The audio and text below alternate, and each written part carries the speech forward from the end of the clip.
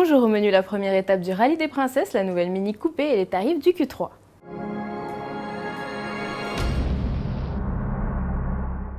La première étape du Rallye des Princesses est courue hier, soit 413 km entre la place Vendôme à Paris et Dijon. Si le départ s'est effectué sous la pluie, les 71 concurrentes ont vite retrouvé le sourire et le soleil une fois arrivées en Champagne. À midi, les princesses ont fait étape à Chaours et parmi elles se trouvait Géraldine Gaudy pour Autoplus qui a couru cette première étape sur une 203 cabriolet prêtée par Peugeot.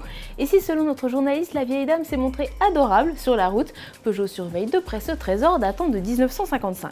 Comme la marque a engagé 2 véhicules, je suis chargé de les chouchouter et de les suivre au plus près, de façon à ce que nous n'ayons aucune panne et aucun souci technique. Là, je vais faire un petit contrôle, je vais faire un check-up et puis je vais faire un petit tour avec pour voir s'il n'y a pas un petit bruit qui serait apparu, qui naturellement aurait échappé aux oreilles de nos princesses. Les princesses ont repris ce matin leur chemin, direction la cité thermale de Divonne-les-Bains dans l'Ain. Mini a grandi sa famille avec l'arrivée de la Mini Coupé. Ce 5e membre de la gamme est le premier coupé biplace de Mini avec une ligne de pavillon tombante, un béquet arrière et une carrosserie abaissée de 3 cm. Ce modèle, dévoilé dans une version semi-camouflée, est la première Mini à recevoir un châssis tricorps long de 3,73 m. Le constructeur a ici recherché des sensations de conduite sportive, c'est pourquoi la Cooper Coupé embarque des motorisations punchy. Un bloc essence 4 cylindres, turbo, 1,6 litre développant au choix 122, 184 ou 211 chevaux, et un moteur 4 cylindres turbo diesel 2 litres de 143 chevaux.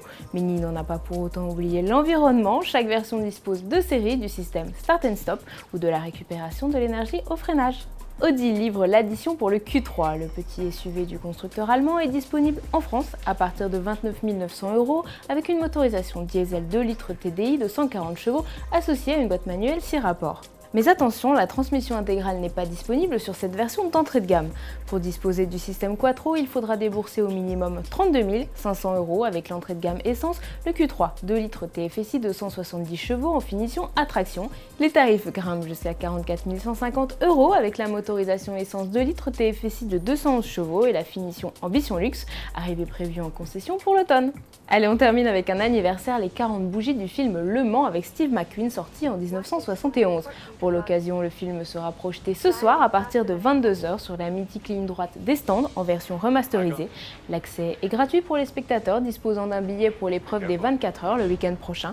Et pour ceux qui ne pourront pas être dans la Sarthe ce soir, cette version retravaillée est disponible depuis le 1er juin en Blu-ray et DVD à partir de 9,99 €. Allez, à demain sur autoplus.fr. And then it can happen to you again.